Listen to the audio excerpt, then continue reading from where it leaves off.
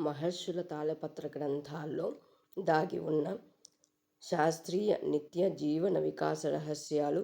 తాళపత్ర నిధి. డే 31. రథసప్తమి రోజు జిల్లేడు ఆకుపై రేగిపండు పట్టుకుని స్నానం చేసేదెందుకు? రథసప్తమి రోజు పఠించవలసిన శ్లోకం ఏమిటి? ఆమ్లగుణము గల రేగిపండు, జిల్లేడు ఆకు శిరస్సుకు ఎంతో మేలు చేస్తాయి. జిల్లేడు ఆకులోని రసాయనాలు జుట్టును గట్టిపరుస్తుంది, మెదడుని చల్లపరుస్తుంది.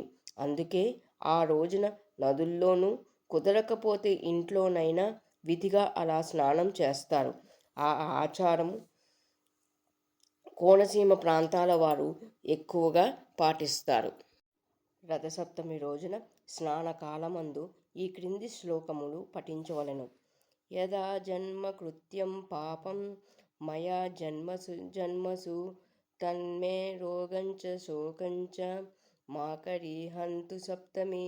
ఏతజ్జన్మ కృతం పాపం యచ్చ జన్మాంతరార్జితం మనోవాక్కాయజం యచ్చ జ్ఞాతజ్ఞాతే చ ఏ పునః.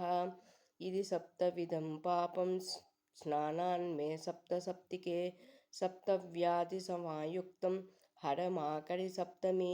సప్త సప్త మహాసప్త సప్తద్వీప వసుంధర శ్వేత్కార్కపర్ణమాదాయ సప్తమి రథసప్తమి. అనగా ఈ మకర సప్తమి నేను చేసిన ఈ జన్మలోని పాపములనే కాక జన్మాంతరములందు ఆర్జించిన మహాపాపములను హరించుగాక.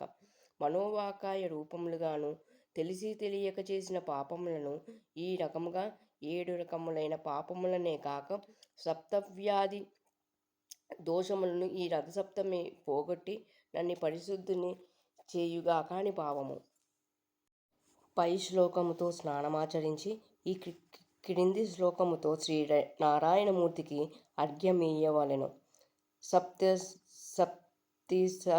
ప్రీత సప్తలోక ప్రదీపన సప్తమి సహితో దేవ గృహానాగ్యం దివాకర.